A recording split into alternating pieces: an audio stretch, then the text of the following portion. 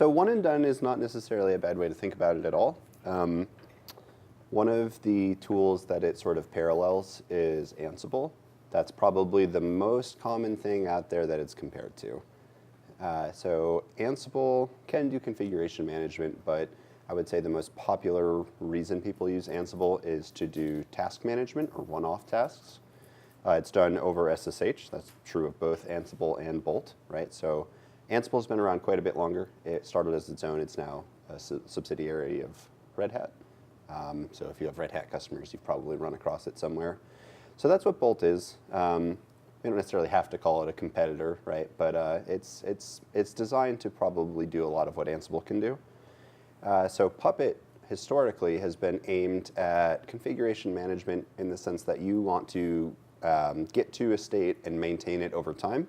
If you've been around Puppet long enough, you've heard of these concepts as convergence and idempotency. The idea that you don't really care what state you start at, you will eventually converge to an end state, aka a Puppet catalog.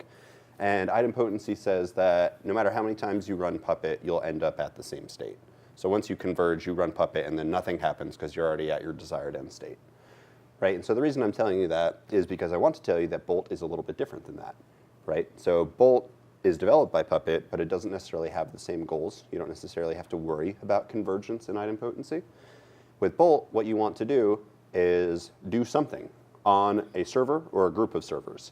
And you don't necessarily have to care about a scheduler, right? We can talk about ways that you could do this with a scheduler or something. But the idea is that there are things that come up, and they come up at a different time than a routine Puppet run, which by default is every 30 minutes, right? So that could be something like a support task, right? A ticket comes in, my Nginx server has a problem, I need to kill it. Right? Or I need to restart it, I need to do something, right?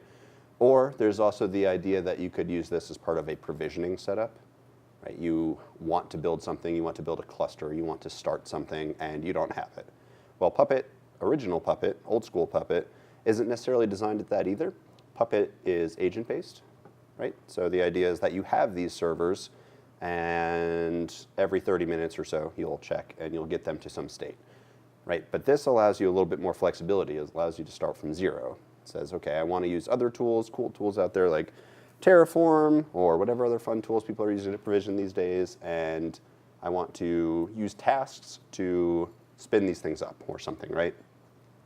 So we're going to talk a little bit about some of the things you can do here.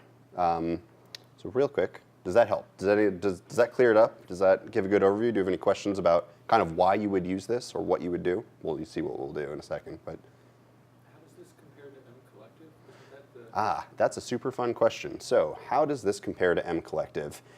It compares, well, it's sort of the replacement, right? That's the first answer. So one thing I'll say about MCollective is that it was SSL based. So you would connect over SSL, typically using the built-in Puppet certificates that you already had, but it didn't really matter. You could use any SSL certs. And you could then trigger remote execution on another server, and that was done through message queues. RabbitMQ was a popular one. ActiveMQ was popular. I honestly don't remember what the default was, but that was the idea behind MCollective, is you could use sort of your already existing Puppet certificate infrastructure and do things based out of it. Bolt is SSH-based. So again, you'll notice that that parallels Ansible a bit. But that's all that Bolt is. You don't need to have any Puppet infrastructure in place at all. It can just be two servers, and as long as you can get from one to another and do remote execution on them, for a lot of these things, it'll be as root, but it isn't a strict requirement. Basically, as long as you can get to it and run a command, then you can use Bolt. Cool. All right.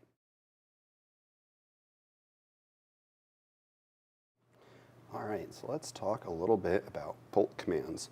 And this is going to be sort of a jumping back and forth multi-screen presentation. So we're going to look at the official documentation, and the reason we do this is because if you go back in the video and you're curious, where was that? You can go here and hopefully look and get to it. And then we'll run some of this stuff in the command line too, so we can actually see it. Choria was an open source replacement to MCollective, written by one of the original Puppet community members. And Choria also has Bolt support. So the idea here is that if you had all of these great MCollective tasks and you wanted to use them, you could use Choria and still use some of those MCollective tasks just in a Bolt framework. Okay, so Bolt commands. Bolt lets you run these arbitrary commands, right? So think, ls or echo my home directory or check the status of something, network config, things like that. You can run scripts. So if you had some fun script, like some bash script or something in your home directory and you wanted to execute that on a bunch of remote servers, you could do that. Getting into some of the more fun stuff, you can run Bolt tasks. A task is something that can be written in any language. Could be Bash, could be Ruby, could be Python. Something exciting, it can be Puppet. So we'll get into that in a little bit, but you can reuse the Puppet code you already have, and then you can run it in a sort of one-off manner on your nodes. There are Bolt plans, and a Bolt plan, or a Bolt task plan, is just a collection of the tasks that we mentioned above. Bolt apply is a fun one. It's similar to like a Puppet apply, where you have a Puppet manifest and you just have Bolt go out to that remote machine and do a Puppet apply on that manifest. And Bolt file upload, this is an interesting one. So this allows you to take a file that's anywhere that you have Bolt installed and upload that file to a remote server. It works well and it's very easy, and we can even go over a really quick example of that. The caveat that I will say to this is that it's probably not optimized. So I don't personally recommend doing this for very large files. If you're listening and you're curious, maybe rsync or something might do a little bit better for a job like that. So if you have some file that you just need, like a license file for a product or something, and you just need to get it out to 20 servers, right? It's just a little text file. Go ahead and do that. If you have like an 8 gig, tarball or something, I don't know that I recommend bloating your network with this to do it. And then everything here is just little subcommands, right? So just sort of show the options you have. So the way that tasks and plans work, like I said, they can be Puppet code, for example. So as a result, they're built into the Puppet module itself. And if that's true, what you can do with these show commands is, based on your Puppet module directory, you can list all of the available tasks and plans to you. So let's go ahead and do a couple of these basic ones. So right here we can see just the basic structure, Bolt, command, run, and then in quotes, anything that you want to run on the remote system. And then you can pass in a list of nodes. I will let everyone know in advance that I have cheated and set up a couple nodes in Vagrant ahead of time, so that way we didn't have to do this here. So we have some options here, right? We can do something like this, where we just run it on one node. We can do something like this, where we have them comma separated. Get the same output on all three. And if we want, what we can do is we can also look at something like this inventory file that we have here. And we can sort of define, we'll call it an alias, where I can say I have this group right here called Vagrant, say where my config is, and then say the node list for Vagrant. So one cool thing you can do is Bolt run and then nodes. And because I have that little Vagrant alias set up, I can do that, and I can run it in all three just like that.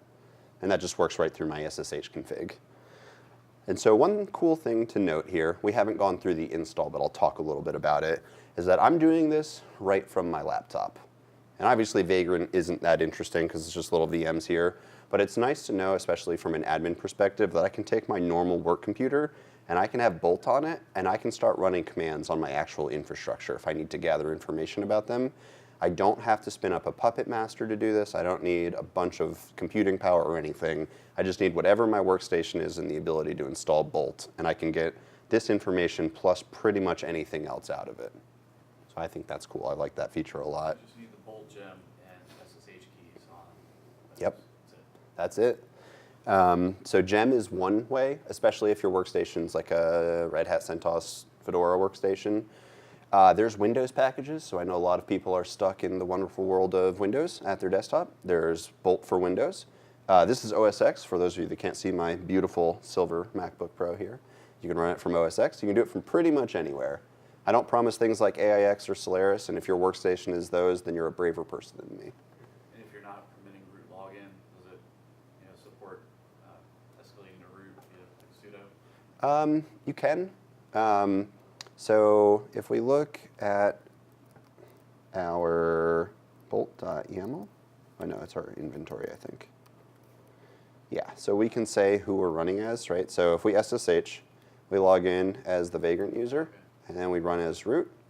So assuming that you had the ability to, if you had sudo set up on all these things, you could log in as yourself and then sudo to them, right? So it's definitely possible to do what you're saying. It might require a little configuration. Sure. Another plug at using Puppet there. I didn't mean to bring that up, but it worked out great. So the question that I just answered was, do you have the ability to not necessarily log in as root, but log in as a regular user and then escalate to root and run commands? So the answer is yes. So in this example, again, we log in as the user Vagrant and turn off all the fun security features and then run as root, right? So this translates to more secure environments, but for the laziness of laptop demos, here we are. All right, so let's give you guys a little bit of an idea, too, of some of the other things that you can do. So much like all of the other Puppet faces and Puppet commands, there's a nice help menu. So you can get everything you want right from here, your basic man page info. So the command we were running was bolt command run. So if you're curious, you can do something like bolt help command run. Get a little bit of information about what that can do. You know what, I apologize. I'm going to clear that and do it again just so it's not quite as cluttered. So if you do something like this, you get an idea of what you can do. So again, just run any arbitrary command. And we'll be coming back to this and doing a bit more, but there you go. There's your basic man page. And we saw, too, that the things that I had just defined were in that inventory file. If we look here, we can do all the same things here, right? You can set the user, you can set a password.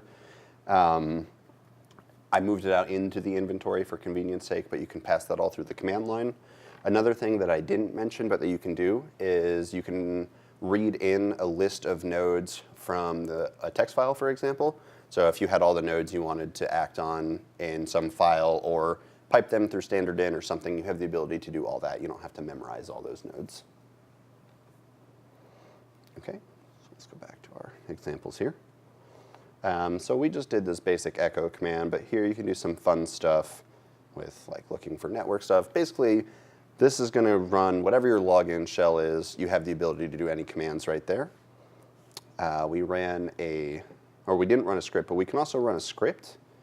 So this is probably just what everyone thinks, but I'll give a quick example of that. I'll do that right here on the fly. So if we do something like,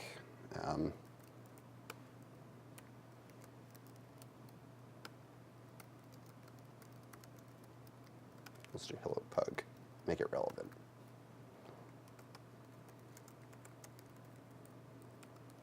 Run it here, hello pug. So we can do the same sort of thing where we do bolt run script nodes. Remember, we can do all of them and then just do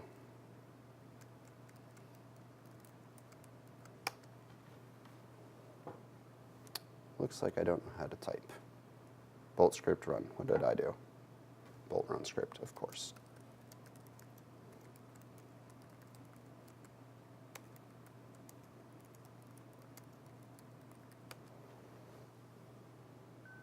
Okay, so there we go. We can just run this basic little script on all the nodes in our infrastructure like that. So I'm going to take a second here to talk about some fun ways that you can filter this too. These are just more examples. And we'll do the file upload in a second. But one of the things that might be worth noting is that you can start to filter in really cool ways at this point, right? So if you're trying to think of how am I going to do this, how am I going to filter out only the nodes I care about in a meaningful way, especially if I already have a Puppet environment, the best answer is probably facts, right? So you have the ability to query facts on all of your nodes, and then you could filter on those facts based on whatever you wanted. So facts are basic things like what is my operating system or my OS family, or you could have custom facts. And what you can do is you can ask Bolt, go out to all of my nodes and dump facts or dump a specific fact about my nodes, and then feed that back to me. So let's do a quick example of what that looks like, and then we can start moving on to some of our other examples. All right, so let's do this with one first. So I'll have everyone know, once again, I cheated a little bit here. I already installed Puppet on one of these 3 nodes just so that I knew Factor was installed and so that I could get an actual list of things. Again, you don't need Puppet installed for Bolt to work, but for this example, I thought it would be helpful. So we can run that. I realize that we have not seen Bolt task yet, so we can hold off on that. We'll come back and talk about it a little more in a second. But anyone who's used Puppet should probably recognize most of these as the structured fact list that you get from Factor in recent versions of Puppet. All right. And again, just to sort of bring things full circle, we can use Puppet help to try and get a little bit more info about what these things look like. So here it gives us some information about how we can run Factor on those nodes and maybe get some idea about them, right? And then all the options that go along with it. All right. So let's go back here and let's try this really basic file upload thing, right? Let's create a simple little file.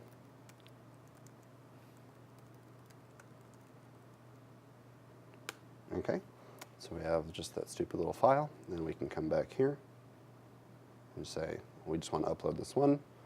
And one thing to note is that you can do both source and destination really easily. So we're going to try something like that. We'll just do a Bolt file upload.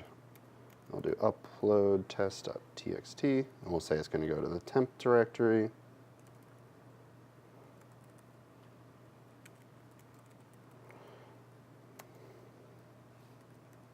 So let's go ahead and do that.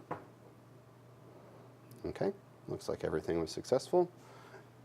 And in advance, I have logged into this node 1 box so that we can go and take a look at it. Look at temp. And right here, we see we have this upload test. So there you go. There's Bolt uploading files for you. Okay. So let's move on to tasks. Start to get a little bit more interesting here. So tasks, they allow you to basically run any code you want in task form. Again, these tasks can be Puppet code, and typically they live within a Puppet module itself inside of some tasks directory.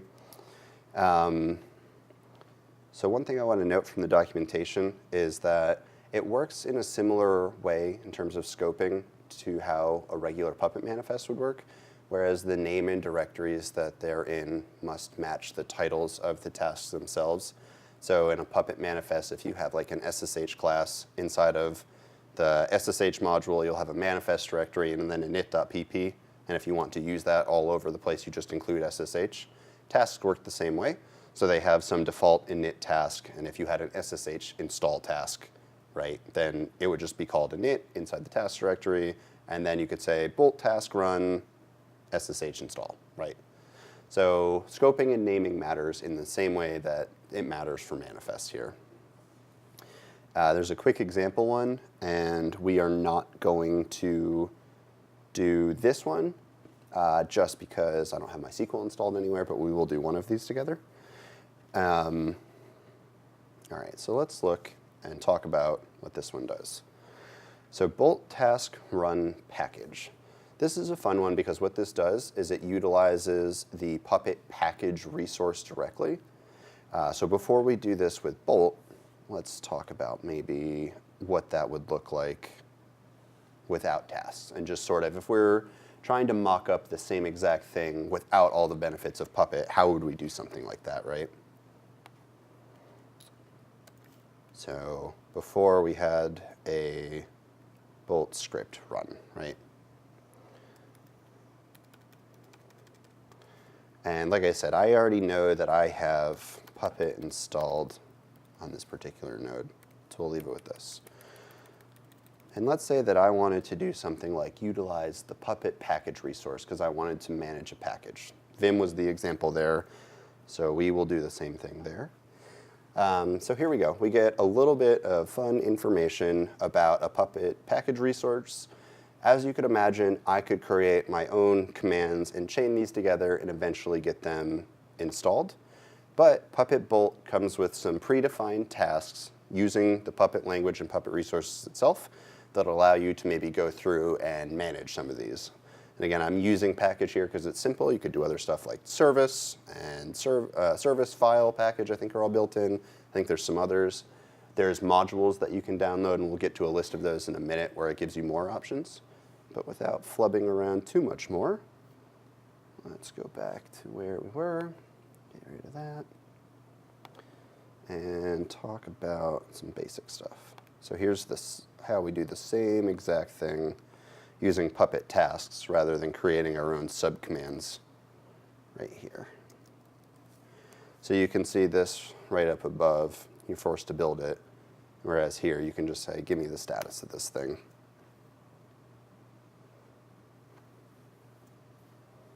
And you'll notice the output looks nearly identical, just formatted a little better. So because the task that we ran was package, and then the subroutine was action. So in other words, we wanted to do something. The action in this case was status, so we see that it's purged. If we then wanted to use Bolt to, for example, install something, we could come over here. We could install it and get some amount of feedback from this as well.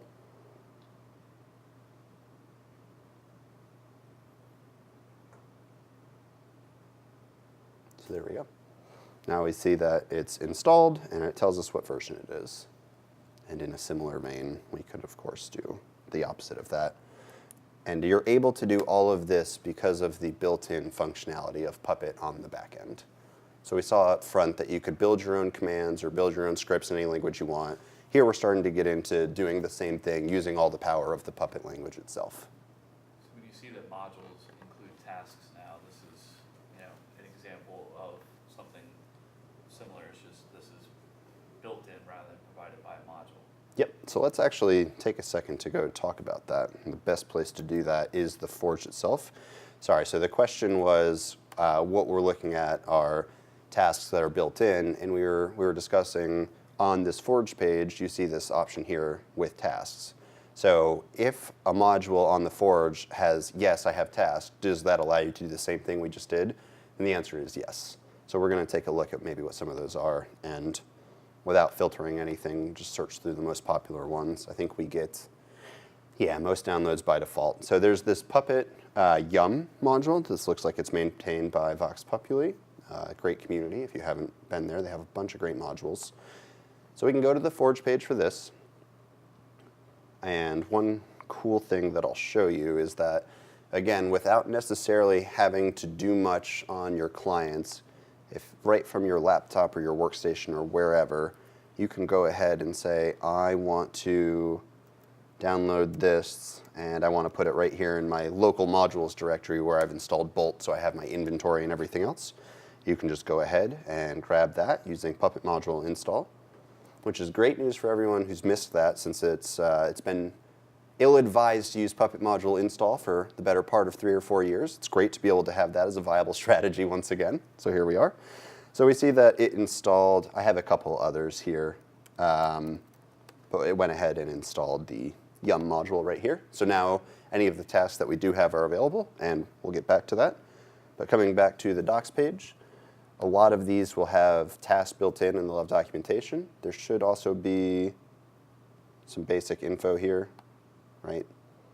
So here you go. Allows you to run Yum tasks.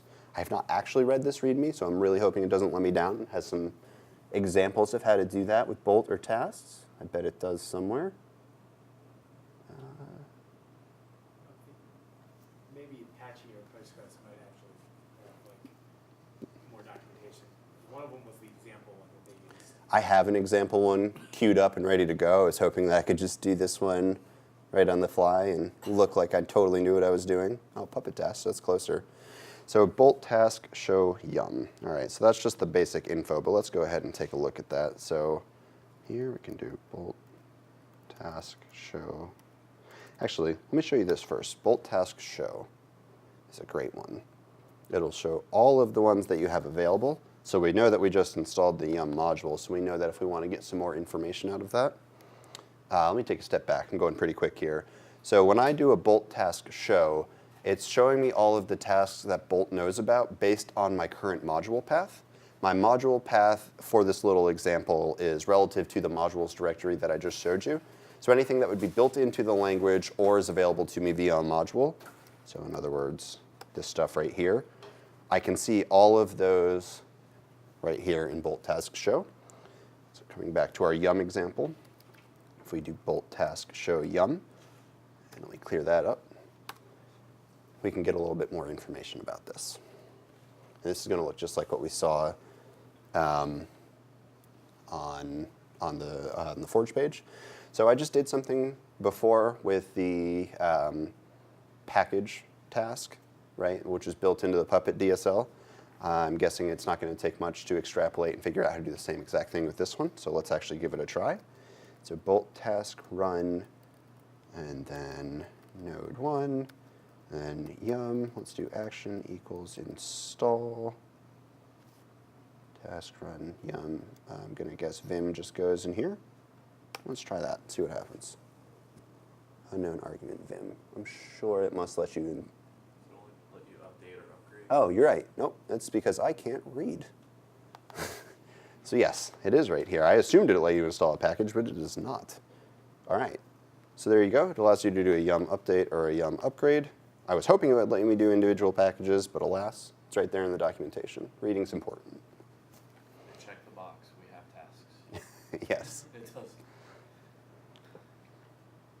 Okay, so again, we don't need to go through every one of these, but I just kind of wanted to give an example of how many of these things there are on the Forge. So hopefully a lot of these look reasonably popular to everyone, right? I'm actually surprised this is filtered by this many. All right, so 185. So right now on the Forge, there's 185 different modules that have tasks built in. That number continues to get bigger, and there are also some modules that are great modules out there that are not on the Forge, and some of them are even documented by Puppet in their official documentation. So there's a lot of resources out here.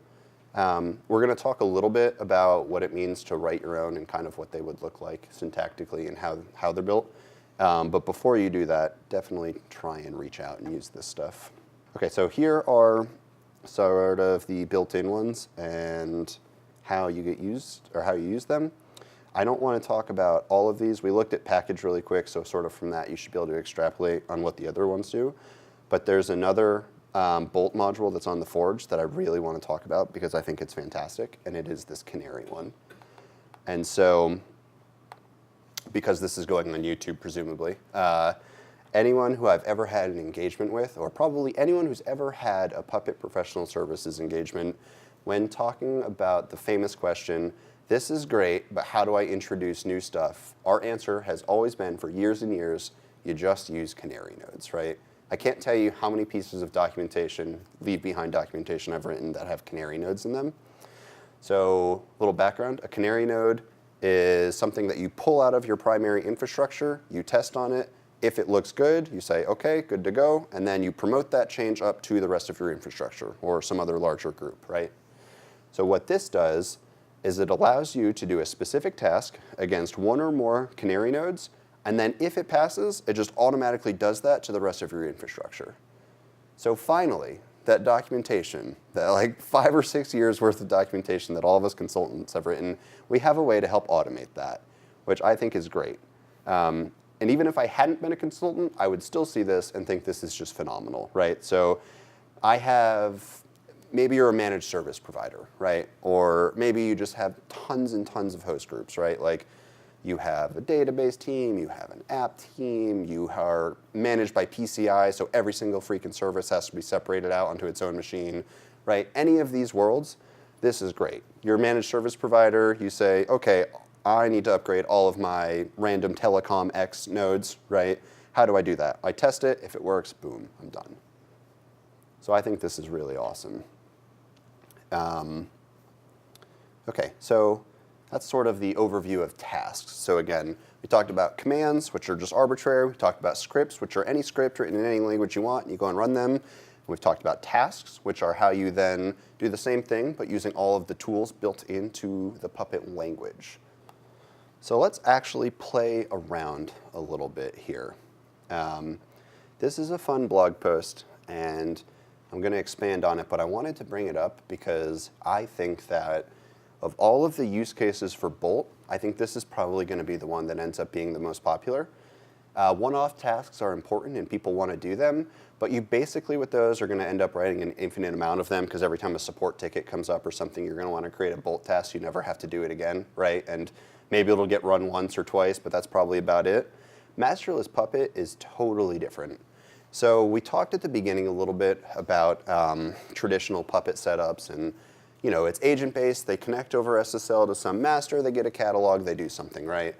And that works really well until you start to get to numbers of nodes that are large. And over the years of Puppet, large has meant different things. Don't quote me on this because I don't think there's ever been properly defined numbers here, but way back in the day, 1,000 nodes was big, right? You got to 1,000 nodes and it's like, okay, we're gonna have to actually talk to Puppet and come up with something special. And then Puppet 3 comes around and maybe it's 5,000 nodes. And then Puppet 4 comes around and then maybe it's 10,000 nodes, right? And then eventually you get to the really big customers like you have Walmart. I think famously a couple years ago they had documented like 80,000 nodes, right? And they had a single Puppet console. It was a huge, huge deal.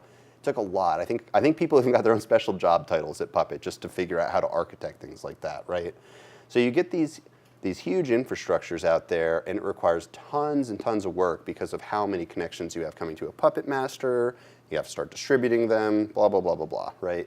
So masterless Puppet is one way that you can sort of avoid that, right? You say, okay, I know that almost all of my nodes, or let's say I have 80,000 nodes and I'm Walmart, right? Let's say I know that 20,000 of them are identical, right? There's no change. Maybe they're in different parts of the world, but I don't really need to connect to a Puppet master every 30 minutes here, or I don't need that TCP overhead or anything. I just want to be able to apply this catalog that I've predetermined is exactly what I need, right? Masterless Puppet is a great way to do that. So all that you need in a scenario like that is Puppet apply, right? So I have a manifest, and maybe that's like a site.pp if you're used to a Puppet master setup, and that defines all of the other modules that I'm going to include. Boom, I get a catalog, done. Right? So traditionally, masterless Puppet existed. I would say it was probably not well documented. You'd find blog posts here or there where you could compile a catalog on the node itself and go from there, or maybe you had some cool way of distributing Puppet catalogs to all your nodes and you could apply them. Right? It was possible, but I would say it wasn't a first-class citizen. And that's totally changing with Bolt, right? Notice that I'm on Puppet's website. It is a blog, but it's still sponsored by Puppet directly. So they recognize there are people that want and need this sort of workflow, and now you can do it, right? And we're going to actually go through this exact example, right? So what I want to do here is set up an Nginx server and serve out some really cool web content, and do this all with Bolt, and know that I don't have to do anything with a Puppet master to do it, right? Let's really live that masterless dream. Okay, so I'm not going to read you everything here. You can go to the blog and check it all out if you want. So we'll skip right down to the fun stuff, which is this manifest. And so I want everyone to know there are some things, manifest is a terrible word because it's not a manifest, this is a plan, right? I'm so used to talking about manifest with Puppet that I messed that up. So here's a plan. And there are some things in this plan that are going to look familiar, and there are some things that you're going to say, I don't really get what that is yet.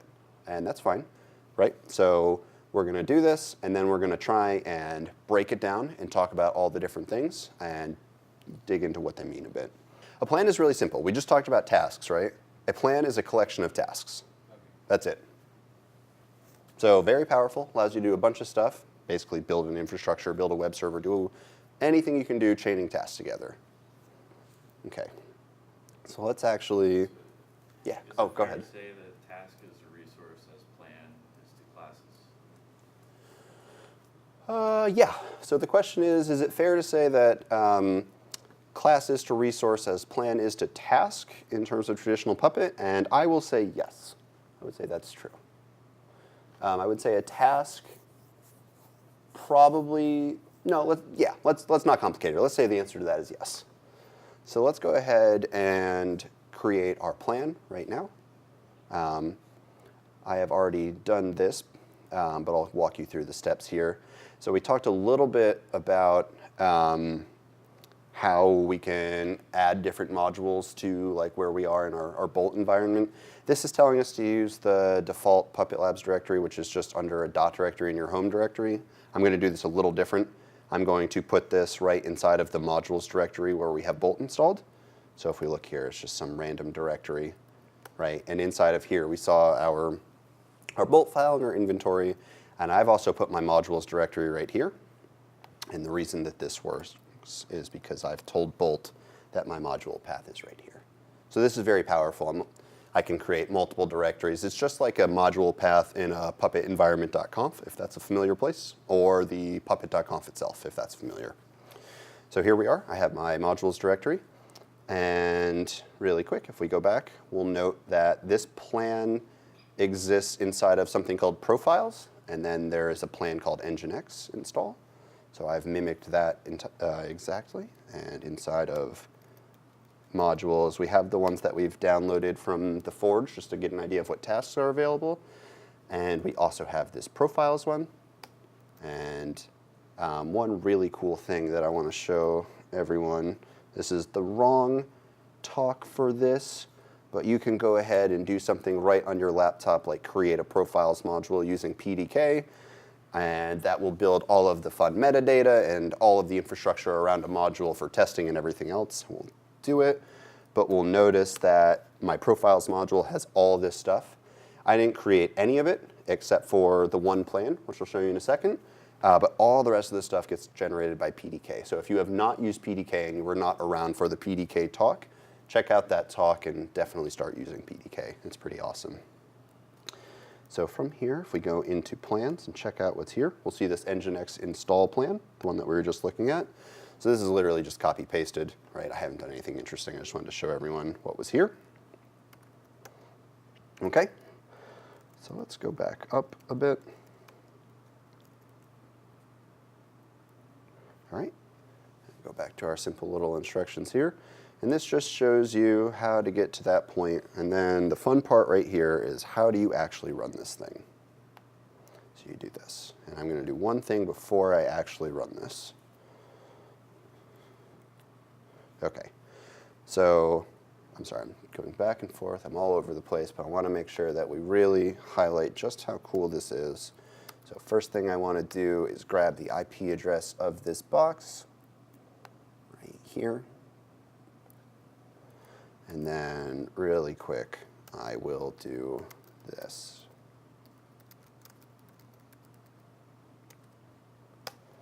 Right, and we can see that, oh, there is actually the nginx file system, but nginx itself is not installed on this machine. I can prove that to you by showing you that user share nginx, and then HTML is empty, right? So not serving out any content or anything else. And to prove that, we'll hit that in a browser, right? And nothing, right? Okay, but we know that we're supposed to be serving a web page there through nginx. So let's go ahead with that really great nginx plan that we created and install it. All right, so here we go. We see that we have actually completed our plan successfully. So if we come over here now and we look to see if nginx is installed, we can see that in fact it is. And I hope some viewer right now is looking and saying, why isn't he checking all this stuff with Bolt? Because I totally could be. I could be checking the status of these packages and services with Bolt, and that's totally right. And if I wasn't already SSH'd in, that's what I would be doing. So we can also do something like this. We can see that nginx is running now. We can come back to our browser, and boom, hello. We're serving up content. And all that we had to do was create one simple little plan, make sure we had our Bolt stuff in place, and it's done. And we could do this here. We could do this on 100 nodes, right? Once you have Bolt set up, it's that easy.